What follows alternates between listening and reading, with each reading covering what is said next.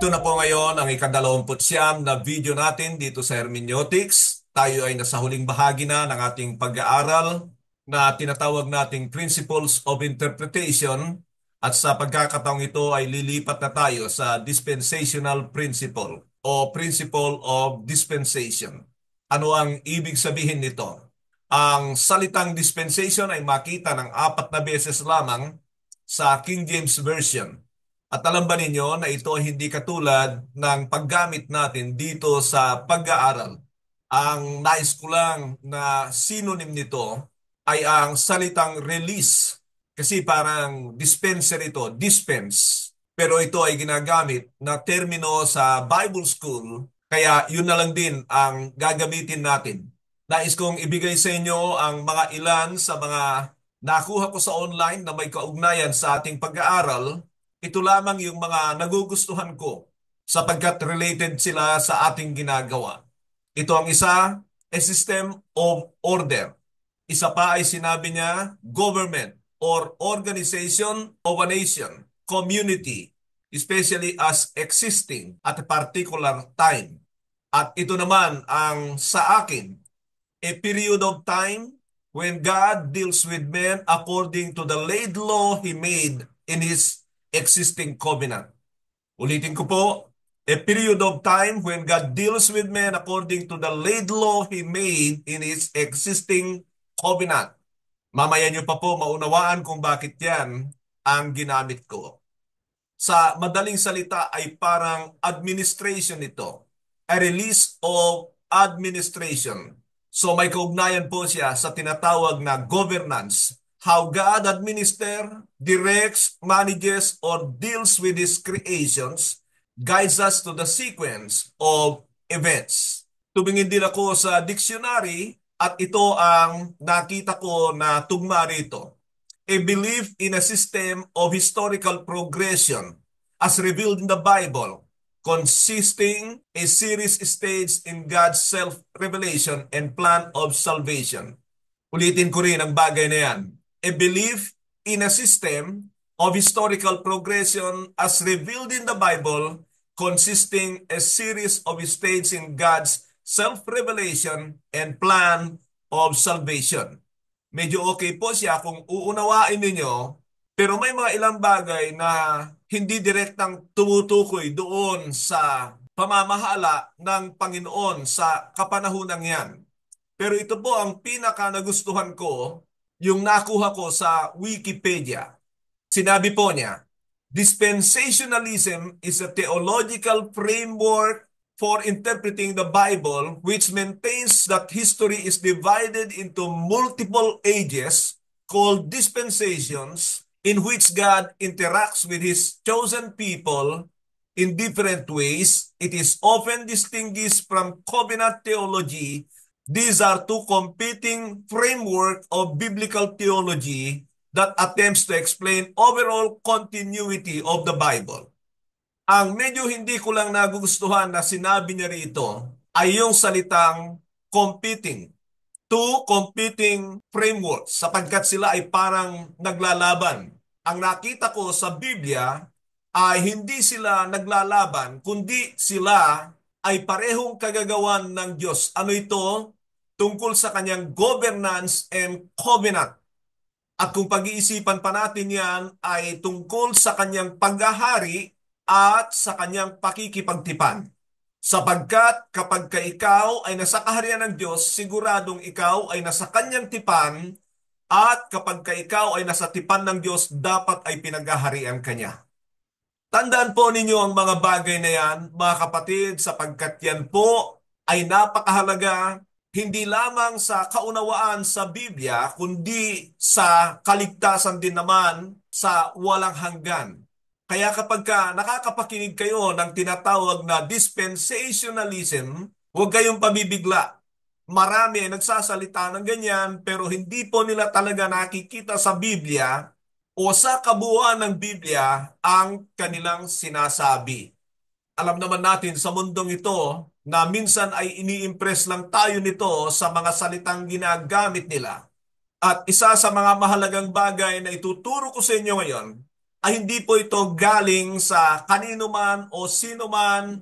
Ang ibig ko sabihin diyan ay sa mga tao na nagtuturo ng tungkol sa dispensations, ito ay sariling bagay na ibinigay sa akin ng Panginoon. Sa Kanya galing ito na ipinakita sa akin sa pamamagitan ng kabuuan ng Biblia.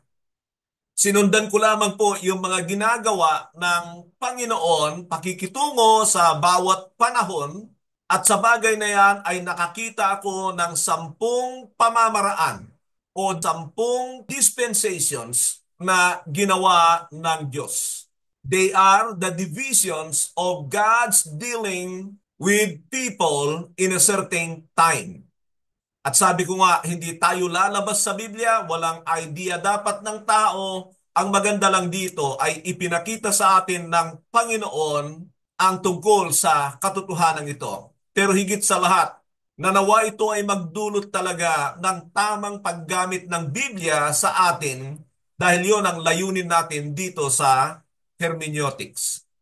Agad tayo pupunta sa number 1 sapagkat sa tingin ko ito ay hahaba. So ito po ang number 1 natin. The dispensation of innocence applied to Adam and Eve only. Ulitin ko. The dispensation of innocence applied to Adam and Eve only. This covers the period from creation of the world to before the fall of man into sin. So ang nasasakop nito ay mula doon sa paglalang ng Diyos sa lahat ng bagay, lalo na sa tao, hanggang sa ito ay bago mahulog sa kasalanan. Siyempre may pagitan sila at kaya ito tinatawag na innocence ay sapagkat sa panahong yan ay hindi pa pumapasok ang kasalanan. So ito yung panahon na wala pang kasalanan sa mundong ito at ang Diyos ay nakikitungo sa tao, pero sa panahon na yan, ang mga tao pa lamang ay si Adan at Eva at nakikitungo siya sa kanila sa pamamagitan ng kanyang mga batas. Pero may mga batas nga ba na ibinigay ang Diyos kay Adan at kay Eva? Pakatandaan lang natin na pagdating sa mga synoptic gospel, Matthew, Mark, Luke, John, ang aklat ng Genesis ay kabahagi sa mga tinatawag na Book of the Law. At nakikita ko na may mga batas ang Diyos diyan bukod sa katotohanan na umiiral ang batas niya sa kanyang mga disenyo. Napag-aralan natin yan doon sa natalakay natin from kingdom to kingdom or kingdom principle. Ano ang mga nakikita nating mga disenyo diyan? Ang mga makikita diyan ay tungkol sa disenyo niya o sa sinabi niya na humayo kayo at magparami. Disenyo yan sa reproduction. May disenyo sa pag-aasawa, may disenyo sa pagkain. Mamaya ay makikita nyo ang katotohanan yan sapagkat mapapansin ninyo sa Biblia na nagkakaroon ng evolvement ng pagbibigay niya ng pagkain. Nagbabago. Kaya madedetermine na rin natin kung okay ba yung mga pagkain sa atin. Pero higit na mahalagang bagay na maunawaan natin dahil ito nga ay konektado sa kanyang kaharian at sa tipan ng Diyos, covenant ng Diyos sa tao, ay kung meron nga bang covenant ang Diyos kina Adan at Eva. At kung babasahin ninyo ang Hosea 6:7, ay sinabi niya doon, as of man or Adam, they have broken my covenant. Diyan ay makikita natin na may tipan pala ang Diyos kay Adan at kay Eva. Sa tingin ko ay wala kay Eva pero retroactive siya o kasama siya sa tipan ng Diyos kay Adan. At sa tingin ko ay nangyari ito sa ipinapakita ng Biblia na nung sabihan niya ang tao na huwag kayong kakain ng bunga ng kahoy na nasa gitna ng halamanan ng Eden, ang bunga ng puno ng pagkaalam ng mabuti at masama. At ang pagpayag ni Adan diyan ay nangangahulugan na pumasok siya sa tipan ng Diyos. Actually, yung tipan ng Diyos na yon ay para sa ikabubuti ng tao. Kaya nga lang ay alam natin na hindi nangyari ang bagay na yan. Ano ang significance ng dispensation of innocence? Ipinapakita sa atin nito na sa kawalan ng kasalanan, lahat ay maganda. Provided lahat ng Diyos para sa kanila, wala silang problema. At yan naman ay makikita natin sa kapanahonang yan na ibinibigay ko sa inyo. Ang number 2 natin, dispensation number 2, is the dispensation of consciousness of sin, without ethnic division. Without ethnic division. So ito po yung panahon na pumasok na ang kasalanan pero wala pang pinipili na lahi ang Panginoon. Sapagkat alam natin na sa panahong yan ay dumadami na ang tao. By the way mga kapatid, dahil ipinahayag ng Panginoon ang salita kay Adan at kay Eva na go and multiply, ay walang kondisyon para mangyari yan. Ibig sabihin, mangyayari yan because it was declared by the Lord that the people should multiply, kaya madaling dumami ang tao sa panahon na yan.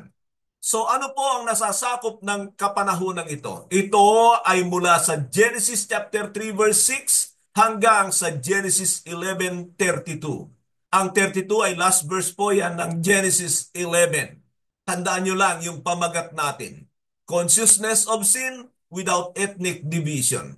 So ang pamamahala ng Panginoon diyan sa mga tao ay according doon sa kanyang kaunting batas at ang kanyang mga original na disenyo sa kanyang paglalang sa lahat ng bagay. Napag-alaman na natin na pinananagot ng Diyos ang sinumang sisira sa kanyang original na ginawa o dinisenyo sa kanyang mga nilalang, bukod pa sa nagbibigay siya ng ilang kautusan na makikita natin sa pamamagitan ng maingat na pagbabasa ng Biblia. Sinasabi ko po yan sapagkat malinaw sa aklat ng Roma na hindi mananagot ang tao kung walang batas ang Diyos. So meron siyang mga batas na ibinibigay sa pamamagitan ng kanyang mga salita at may mga batas siya sa pamamagitan ng kanyang mga disenyo. Sana po ay nakukuha nyo yan mga kapatid. Mahalaga ang mga bagay na yan para maunawaan natin sapagkat dito sa panahong ito ay dalawang paghatol na malaki ang ginawa ng Diyos. Ano yung mga yon? Yun ay sa panahon ni Noe, mula Genesis chapter 6 to 9 at ang paghatol niya sa Tore ng Babel.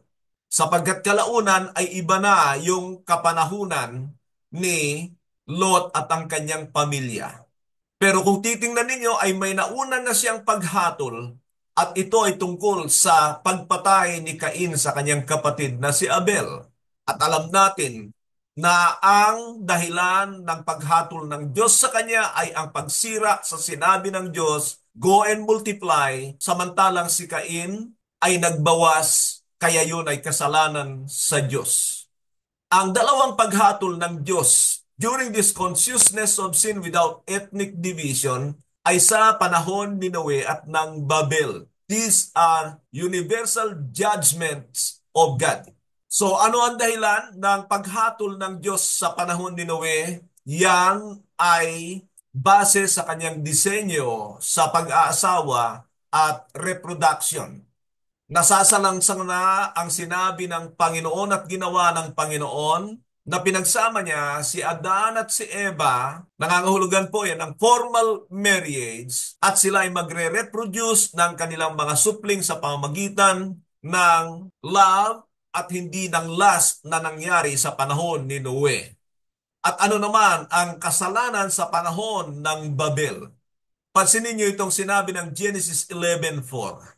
Then they said, come, let us build ourselves a city with a tower that reaches to heaven, so that we may make name for ourselves, otherwise we will be scattered over the face of the whole earth. Ang isa dyan sa malinaw na nakikita ko ay pagsalansang sa sinabi ng Panginoon kay Adan nung una, fill the earth and subdue it. Fill the earth and subdue it. Samantalang ang mga ninanais ng mga tao sa kapanahonang ito ay magkumpul-kumpul sila at hindi na nila gaganapin ang plano ng Diyos na punuin ang buong mundo. So ang tanong ay meron pa ba tayong kaugnayan sa mga panahong ito? Epekto sapagkat nakikita natin na tayo ay may mga iba't ibang lengguwahe o dialekto. Pero kapag kabinasa natin ang Genesis 9:1 to 16, gagawin ko po ito, ay makikita natin kung ano ang responsibilidad pa natin sa bagay nito, ano pa ang epekto nito sa atin. Kaya mabilis ko pong gawin ang bagay na ito. Genesis 9:1 to 16. Genesis 9:1 to 16. Then God blessed Noah and his sons, saying to them, be fruitful and increase in number and fill the earth. So inulit na naman ng Diyos ang pagnanais na punuin ang buong mundo. The fear and dread of you will fall of all the beasts of the earth and on all the birds in the sky, on every creature that moves along the ground, and on all the fish in the seas, they are given into your hands. Inuulit din niya yung pangangasiwa ng mga lahi ni Noe sa lahat ng bagay, pero alam natin may kaibahan na sapagkat pumasok na ang kasalanan dito at nawalan na ng control o authority ang tao sa mga ibang nilalang katulad ng bago magkasala. By the way mga kapatid, ito ay panibagong lahi na pero hindi ito itinatawag ng Diyos na panibagong lahi. Galing pa rin tayo sa lahi ni Adan na siyang anino ni Kristo. Ituloy ko sa verse 3. Everything that lives and move about will be food for you. Just as I gave you the green plants, I now give you everything. So diyan ay makikita natin na nagbago na ang pagbibigay ng Diyos ng pagkain para sa tao. Ang bagay na yan ay makikita natin na may kaugnayan sa New Covenant sapagkat iba ang mga ipinapahintulot niyang pagkain kaysa sa panahon ng mga Hudyo. Verse 4. But you must not eat meat that has lifeblood in it. Pansinin niyo na sa panahong ito ay hindi niya ipinapakain ang karne na may dugo, na kalaunan ay uulitin din niya sa mga batas sa mga Israelita. Mga kapatid, kung hindi kayo maingat na makinig dito sa mga sinasabi ko, hindi niyo ito maunawaan.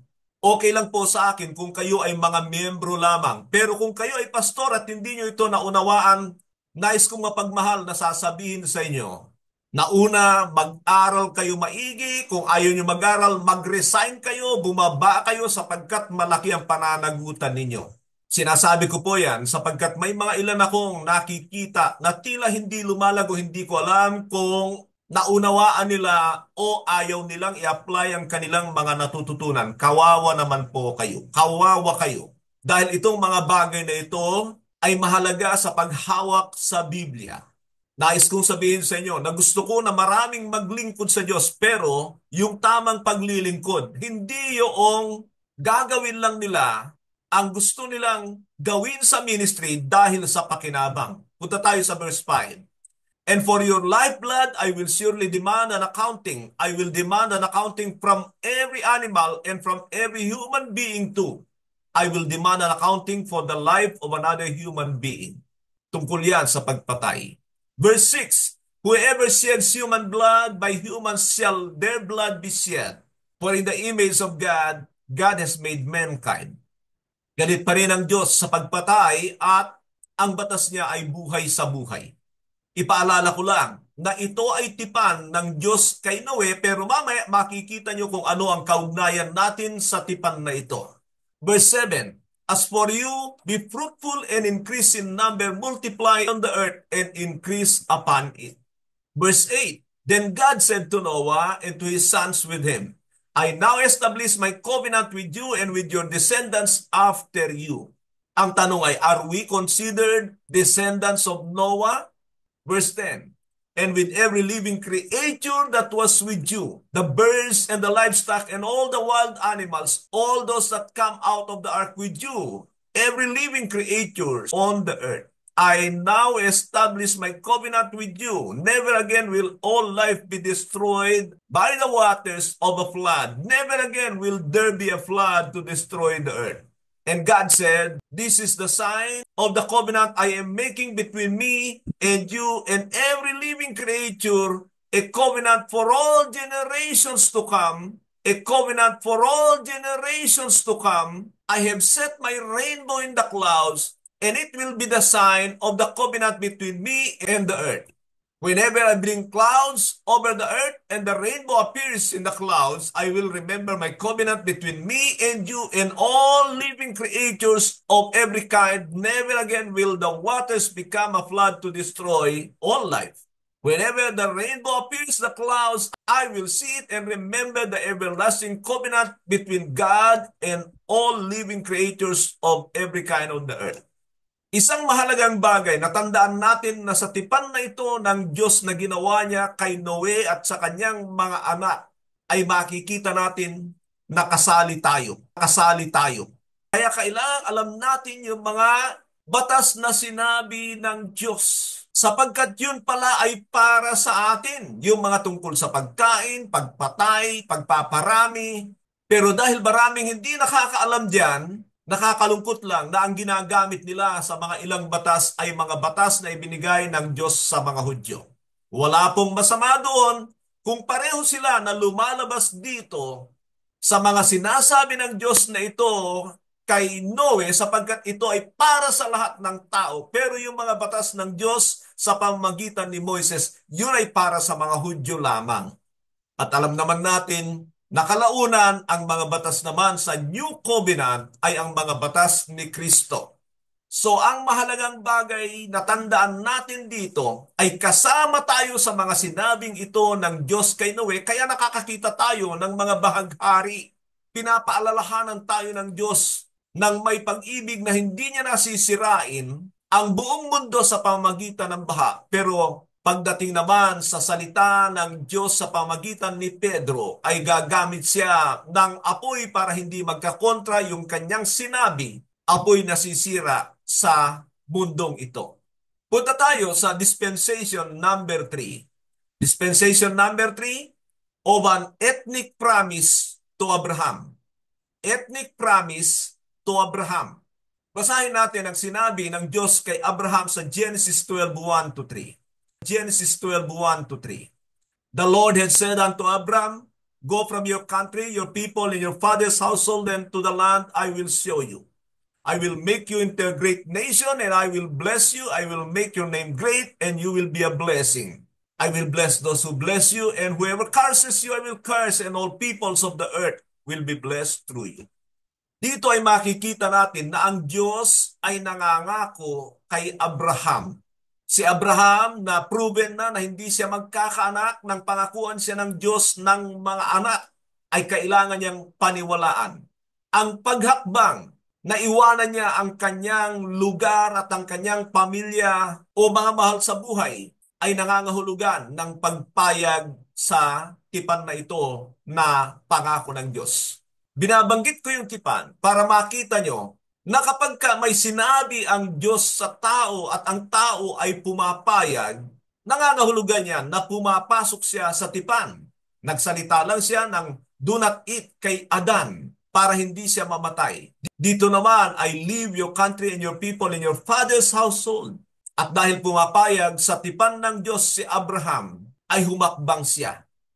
Ang isang bagay na nais kong ipakita sa inyo rito mga kapatid, na kapag ikaw ay pumasok sa tipan ng Diyos, hindi siya static na pananampalataya. Meron niyang aksyon na ipapagawa sa iyo ng Diyos. At yan ang dapat nating maunawaan. Kaya lang namuhuna ng marami doon sa Ephesians 2:8 and 9. Kaya lumabas yung by faith alone.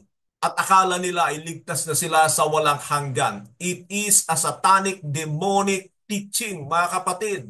Kaya lang marami kasi ay hindi alam yung tipan at hindi rin alam na pumasok sila sa paghahari ng Diyos.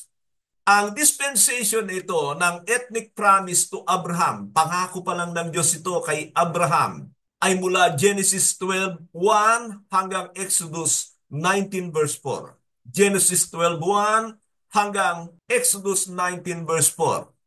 Yan ay bago pumasok ang Israel sa tipan sa Diyos.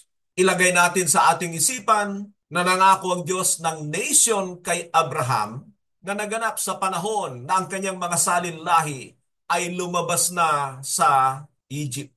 At bilang bansa o kaharian ay patungo na sila doon. Pero during that time, wala pa sila sa tipan sa Diyos. Umiiral pa lang dyan yung pangako niya kay Abraham.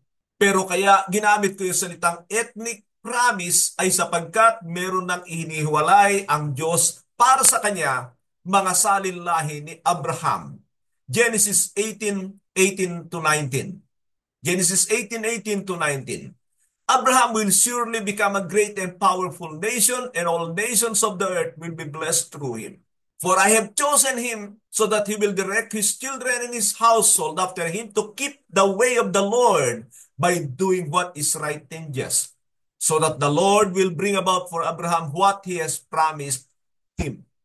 Nabanggit ko ito doon sa pag-aaral natin tungkol sa kingdom principles na kaya pinili ng Diyos ang salin-lahi ni Abraham ay upang maging bansa at kalaunan ay maging pagpapala sa lahat ng bansa. At alam natin na ang Panginoong Kristo ay nanggaling sa Israel.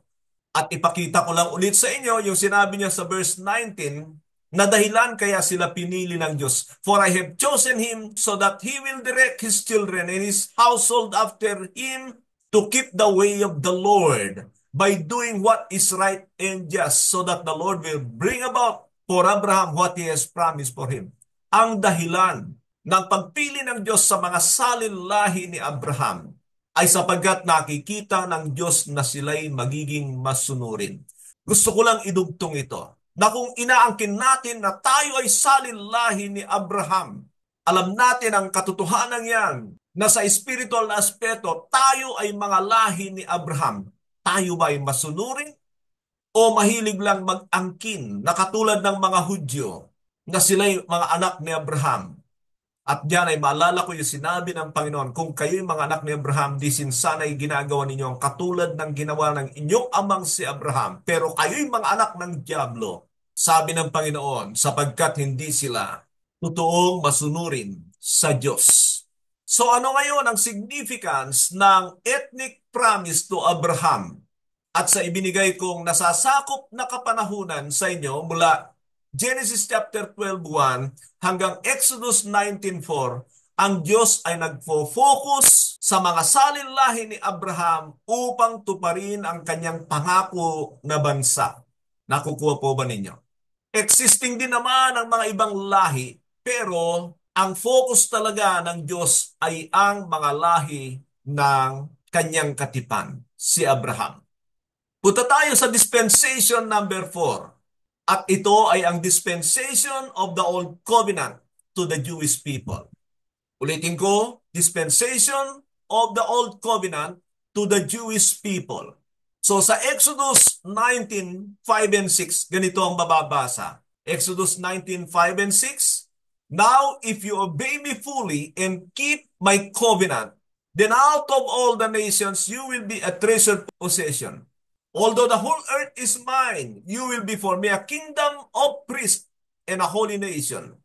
These are the words you are to speak to the Israelites. Dito ay makikita natin na formal na nakikipagtipan ang Diyos sa Israel sa pamamagitan ng kanilang mediator na si Moises. At makikita natin na pasimula pa lamang ay sinasabi niya na kailangan panghawakan nila ang tipan ng Diyos at maging masunurin sila para sila ay itangi ng Diyos katangi-tangi sa Kanya. At kaugnay dito ay basahin ko ang Romans 9:4 and 5 na sinabi ni Pablo sa mga Roman Gentiles. Romans 9:4 and 5. The people of Israel, theirs is the adoption to sonship, theirs is the divine glory, the covenants, the receiving of the law, the temple worship, and the promise. Theirs are the patriarchs, and from them is traced the human ancestry of the Messiah, who is God over all, forever praised. Amen. So sa panahong ito ay sinasabi ni Pablo sa mga hentil na dati ay wala sila sa tipan sa Diyos at ito ang ginawa niya sa tanging Israel lamang. Sila lamang ang mga anak ng Diyos. Sa kanila ang divine glory, ang tipan, the receiving of the law, the temple worship, and the promises. Na nangangahulugan yan, dati dito sa Old Covenant, wala talagang bahagi ang mga hentil. Malinaw po ba yan? Sinasabi ko po yan para huwag tayong nagkiklaim ng mga bagay na pangako ng Diyos sa Israel. Ang ganyang kalalagayan ay para tayong pumapasok sa isang bahay na nagbubukas ng refrigerator at kumukuha ng mga bagay-bagay, pero nung nandun yung ama ng tahanang yun, ay sabi niya, "Hoy, sino ka?" Yun ay sapagkat hindi niya tayo anak at hindi para sa atin ang mga biyaya para sa kanyang pamilya. Ganyan ang ginagawa ng marami sa mga pangako ng Diyos sa Israel dahil sa hindi pagkaunawa sa katotohanan ito. Efeso 2:11 hanggang 16, Ephesians 2:11 to 16. Therefore remember that formerly you who are Gentiles by birth and called uncircumcised by those who call themselves the circumcision, which is done in the body by human hands. Remember that at the time you were separate from Christ, excluded from citizenship in Israel, foreigners to the covenants of the promise, without hope and without God in the world, but now in Christ Jesus, you who were once far away have been brought near by the blood of Christ. For he himself is our peace, who has made the two groups one and have destroyed the barrier, the dividing wall of hostility, by setting aside in his flesh the law with its commands and regulations. His purpose was to create in himself one new humanity out of the two, thus making peace. And in one body to reconcile both of them to God through the cross, by which he put to death their hostility. Katulad ng sinasabi ng Apostol Pablo sa mga taga-Roma, ay sinasabi rin niya sa mga taga-Epeso, mga hentil pa rin sila. Ang unang-una ay pinapakita niya na bilang mga hentil, wala silang karapatan sa Diyos, wala talaga sila sa tipan ng Diyos. Pero kalaunan ay sinasabi niya ang ginawa ni Kristo ang dahilan kaya tayo ay sumama na sa tipan sa Diyos at kasama na tayo sa mga dating pinili ng Diyos, ang mga Israel. Iisang katawan na tayo, wala nang pinagkaiba. At hindi natin mayaalis na dahil sa pagiging pasaway ng mga Israelita ay isinama tayo ng Diyos. Tandaan natin ang sinasabi na aklat ng Roma 11 na kung sila na mga tunay na sanga ay pinuputol dahil sa kanilang kawalan ng pananampalataya, kawalan ng pagsunod diyan, at tayo ay inugpong na nangangahulugan na kung tayo ay may pagmamalaki na hindi sumunod sa Diyos, ay puputulin din naman na katulad ng ginawa niya sa mga Israelita. Nais ko lang sabihin sa inyo na sa lahat ng mga bagay na ito, nandoon na yan sa lumang tipan na ipinapangako ng Diyos. Nang sabihin ng Diyos kay Abraham, "And all nations will be blessed through you," na naganap sa pamamagitan ng Panginoon Kristo na lahat ng mga ibang bansa ay pwede na sa Diyos, ay pagpapakita ng malinaw na plano ng Diyos para tuparin ang kanyang layunin na mga bilang para sa kanya. Mahalagang bagay din na tandaan natin na kahit sa lumang tipan, kapag may mga hentil o kaya mga taga-ibang bansa na sumasampalataya sa Diyos ng Israel, ay tinatanggap din naman ng Diyos, nangangahulugan na kahit na siya ay nakipagtipan sa lumang tipan sa mga Hudyo, ay siya pa rin ang Diyos ng buong sangkatauhan. Malinaw nga lamang na sa pamamagitan ng kamatayan ng Panginoon Kristo ay lubusan ng tinanggap ng Diyos ang lahat ng tao kapag sila ay sumasampalataya sa kanyang bugtong na anak. Lumilinaw po ba sa inyo? Punta tayo sa panglimang dispensation. The dispensation of transition, Jesus in the Synoptic Gospel. The dispensation of transition, Jesus in the Synoptic Gospel. Bagamat sa panahon na ito ay sakop pa rin ng kautusan o ng Old Covenant ang Panginoon.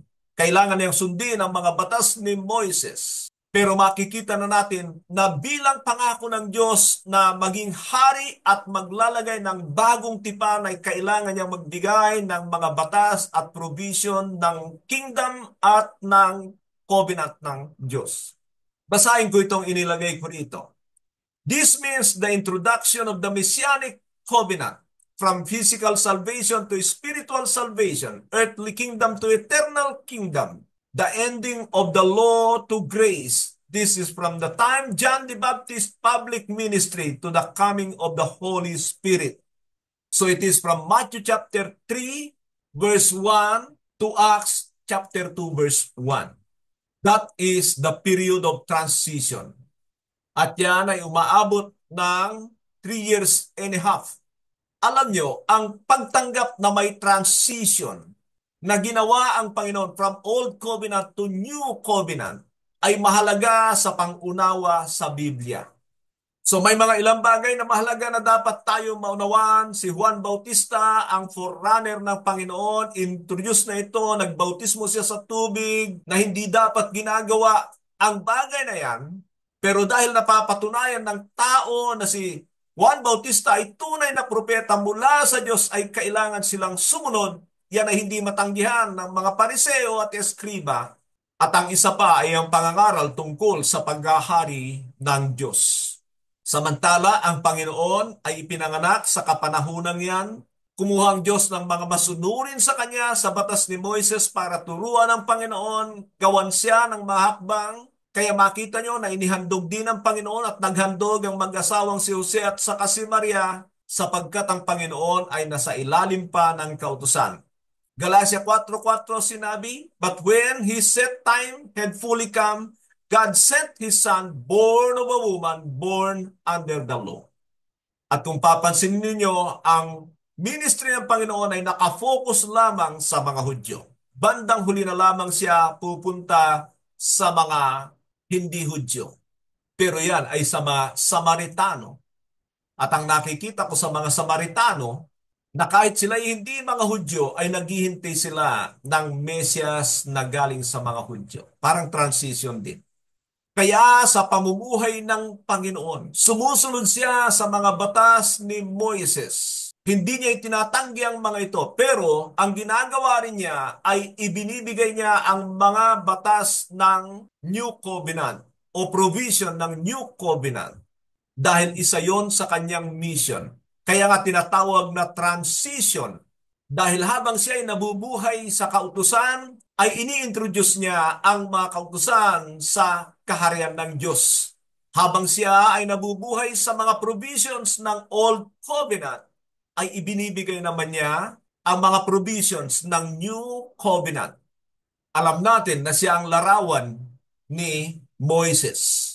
At yan ay makikita na naman natin yung mga katotohanan na sinasabi niya tungkol sa mga kautusan sa luma at ibinibigay niya yung bago na ang totoo hindi talaga magkakontra. Higher version siya ng kautusan para sa mga Israelita kaya hindi siya magkakasala sa mga kautusan na ibinigay sa pamagitan ni Moises. Yun nga lamang ay hindi mai-implement ang New Covenant hanggat hindi siya namamatay at hindi niya gagawin ang pakikipagtipan sa Ama para sa mga tao. At yan ay nangyari sa langit. Ang ating dispensation number 6 is the dispensation of the New Covenant or grace, which is the time of the Holy Spirit. The dispensation of the New Covenant or grace, which is the time of the Holy Spirit. At ang kapanahunan naman ito ay mula nang bumaba ang banal na Espiritu hanggang sa siya ay aakyat naman sa langit hanggang sa panahon na ang Panginoon ay bababa para maghari during the millennial reign. So ano ang dispensation of the New Covenant? Mga kapatid, nais kong sabihin ito na ang salitang New Covenant ay 6 na beses lang binanggit sa New Testament.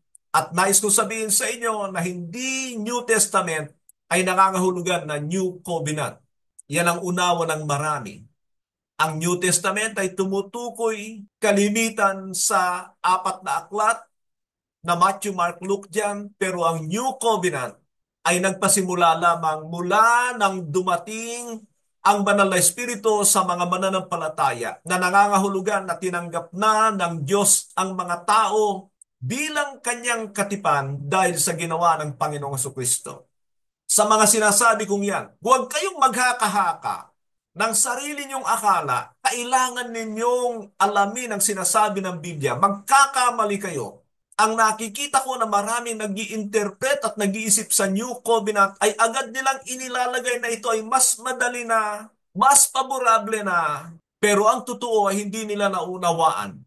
At isa sa mga bunga nito ay ang patuloy na pag-claim sa mga pangako ng Diyos kay Abraham at kay Moises na mga bagay sa mundong ito. Kaya nais kong sabihin sa inyo, ang pag-aaral ng hermeneutics ay hindi maliit na bagay. It is also between life and death. Dahil alam natin na ginulo lahat ng dyablo ang mga bagay na ito. At ang tanging sanggalang natin dito ay ang kaalaman sa salita ng Diyos. Pero ang tamang kaalaman ay mula sa pagtuturo ng banal na Espiritu. Pero kahit tinuturuan ka, kung pipiliin mo lang ang gusto mong i-apply sa sarili mo, napakadelikado ng kalalagayan mo. Napakadelikado ng kalalagayan mo. Sinasabi ko po yan mga kapatid, dahil kahit sa mga post ninyo, sa mga ginagawa ninyo, kung titignan ko, ay kahit naririnig ninyo ang mga katotohanan, ay nahihirapan kayong mag-apply.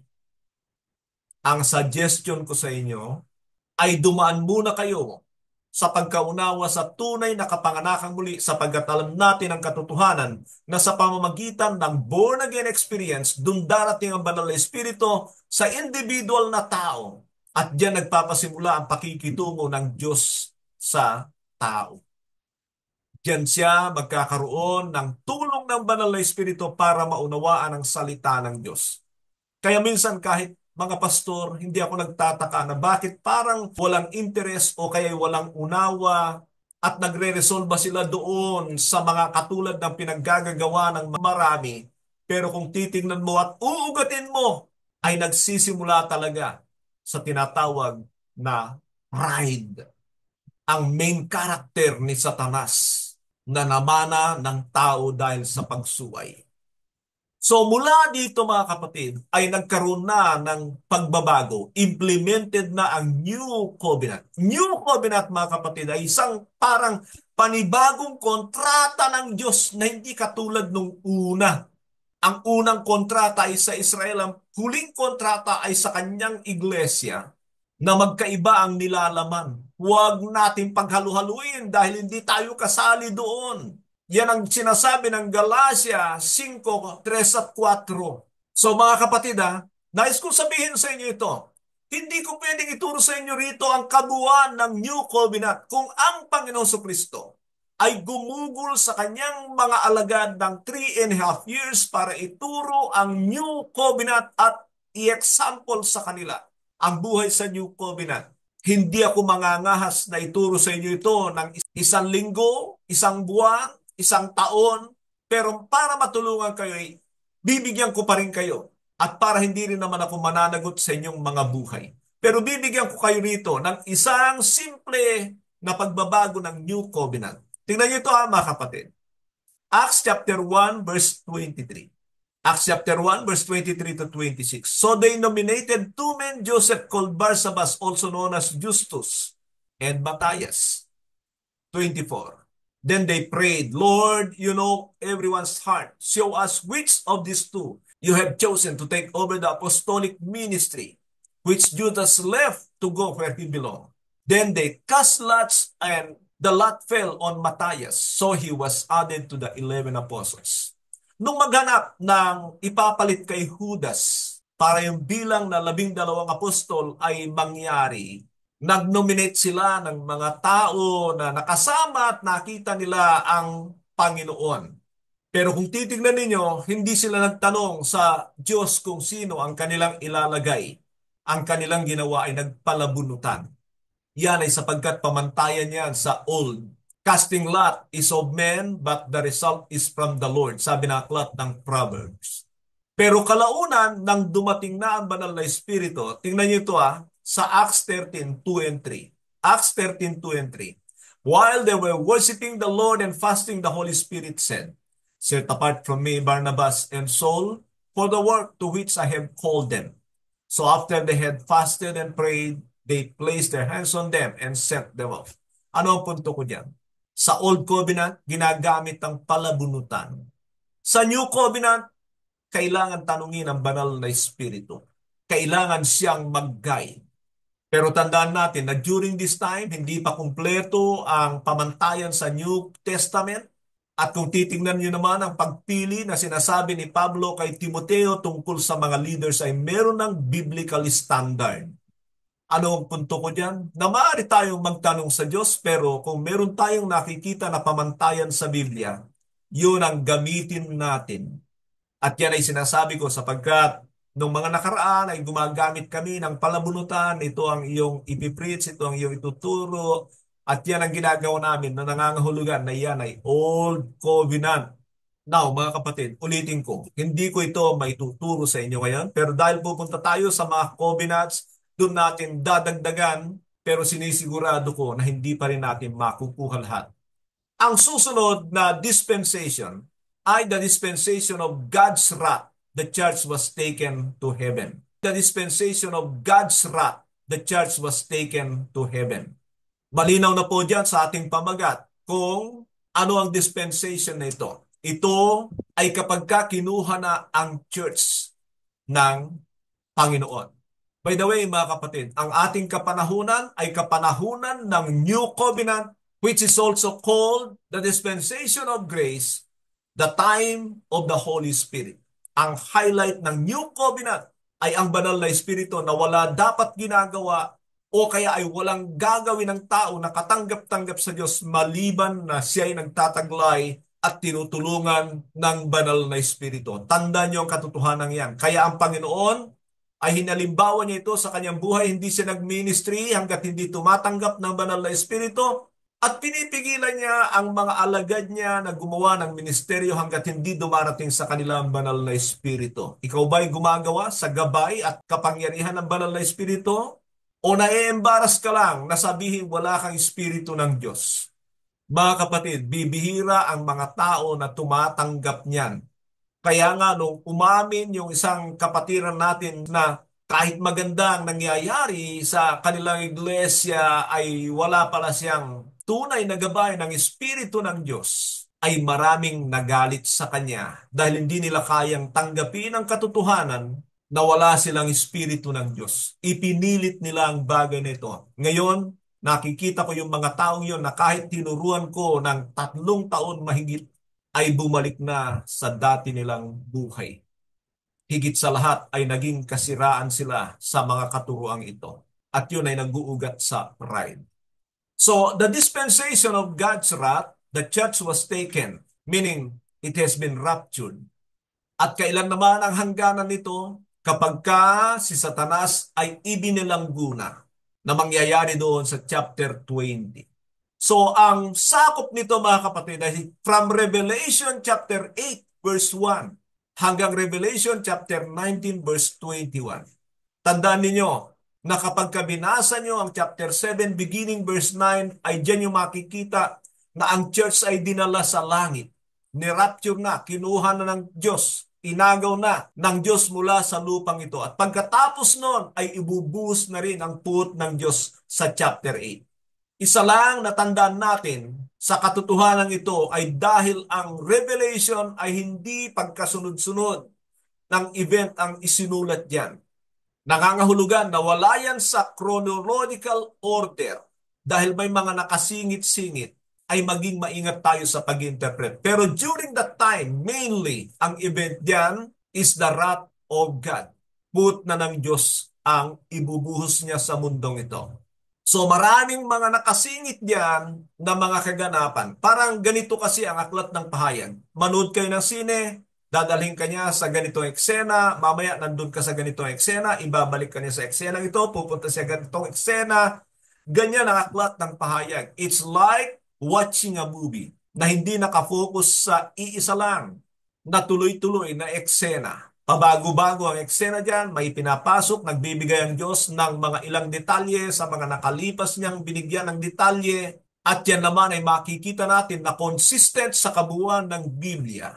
Kaya kung hindi mo gamay ang kabuuan ng Biblia, maging maingat ka sa pag-i-interpret. Dahil sa tingin ko ay ginawa ito ng Diyos para yung mga nagmamarunong at tamad na unawain ang katotohanan, hindi talaga sila makakaunawa. Kaya nga pinapabasa ko sa inyo ng tuloy-tuloy na diretso ang Biblia, pero may mga ilan sa inyo na gusto lang nilang basahin kung anong gusto nilang basahin, gagawin kung anong gusto nilang gagawin. Nasa sa inyo na yan. Pero dagdagan natin yung mapagpakumbabang paghahanap sa Diyos ng kasipagang magbasa. Dahil sinabi ng Biblia na God rewards those who diligently seek Him. By the way, itong bahaging ito mga kapatid, ay nasa inyong mga module. Tingnan po ninyo at nandiyan yung mga nakasingit sa panahon ng puot ng Diyos. At ang isang mahalagang maunawaan natin dito na sinasabi na aklat ng unang Tesalonica 5:9 na ang mga mananampalataya ay hindi papasok sa puot na ito ng Diyos. Nangangahulugan na wala na diyan ang iglesia. Pero tandaan ninyo ang katotohanan ito, na ang iglesia ay papasok sa tinatawag na birth pains. Birth pains. Yan ay pinapakita ng Revelation chapter 6 sapagkat sa chapter 7, doon palang kukunin ng iglesia. Ang dispensation number 8 is the dispensation of millennial reign of Jesus Christ. The millennial reign of Jesus Christ on earth under the old laws. Under the old laws. Basahin ko itong isinulat ko rito. The dispensation of millennial is from Revelation chapter 20 verse 1 to 10. Maiksi lang sa Biblia because it is only a prophecy, pero may mga nakikita tayo sa Old Testament na may kaugnayan dito. Ang punto ko rito, ito naman ay nasasakop ng 1,000 taon. So hindi siya maiksi, pinaiksi lang ang kanyang kwento. Sinabi ko pa, this covers a period of 1,000 years. It is when Jesus set up his earthly kingdom as a test whether the people would want him as a king. This includes the doom of Satan, sending him straight to the lake of fire. So ang mga makikita natin dyan, ibibilanggo si Satanas sa loob ng 1,000 taon. May mga mananampalataya na muling bubuhayin para makasama sa paghahari ni Kristo doon sa Jerusalem, na kahit kumonti ang mga tao sa panahon ng puot ng Diyos, dahil sa ito ay 1,000 taon, muli na namang dadami ang tao. Pero dahil sa pagkasira ng mundo sa mga puot ng Diyos, kailangan nila ang tulong ng Panginoong Kristo. Kailangan nilang pumunta sa Jerusalem, magpakita ng pagsamba sa Panginoon, dahil kung hindi nila gagawin ay wala silang makakamtang ulan, na tila siya lamang ang malinaw na resources para sa kanilang inumin. Kung alam ninyo yung prominent na no worship, no rain, yun po yung panahon na ito. Pero alam na ba na dito sa panahon ng paghahari ng Panginoon, ang gamit dito ay hindi katulad sa atin na by grace. Ang gamit dito ay by the law of Moses. Kaya nga't pupunta pa sila sa Jerusalem para maghandog. Kaya nga't pupunta pa sila sa Jerusalem para sumamba doon. Pero marami pang bagay na kailangan tayong makita dyan. Isa dyan ay ang paggamit sa mga batas ni Moises para sa pagpapasakop kay Kristo. Sa sinabi kong yan ay makikita natin ang katotohanan na kung ang mga Israel ay totoong sumunod sa batas ng Diyos, ay nangangahulugan yan ng pagpapasakop sa Diyos. Ang nakikita ko rito mga kapatid, ay dahil sila ay nasasakop ng mga kautusan ni Moises, hindi nila kailangan ng banal na espiritu. At sa tingin ko, ang banal na espiritu sa panahon na ito ay inakyat na sa langit.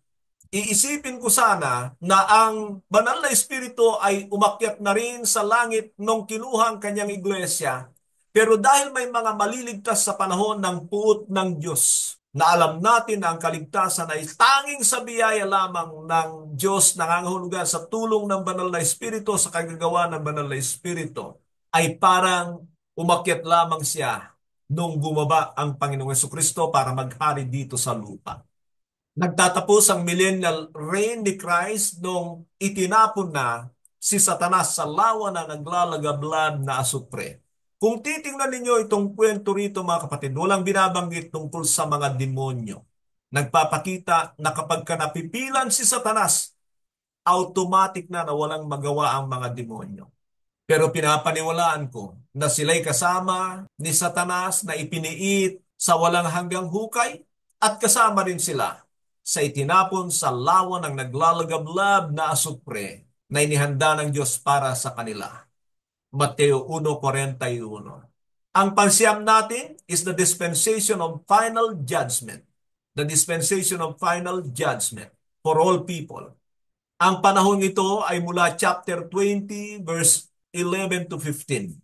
Maiksi lang dito sa Biblia, pero yung kapanahunan ng paghatol sa lahat ng tao sapagkat lahat ng mga namatay ay muling bubuhayin para haharap sa final judgment, ay hindi natin alam kung gaano ang ikatatagal nito. Pero parang ganito mga kapatid, sapagkat ang kapanahunan ay para lamang dito sa lupa, yung orasan natin ay iba sa orasan sa langit. Hindi natin alam, kaya wala pong ibinibigay na panahon, gaano kahaba yan.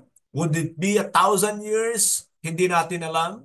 Pero naniniwala ako na ito rin ay magtatagal. Sa akin lang po yan dahil sa dami ng hahatulan muli.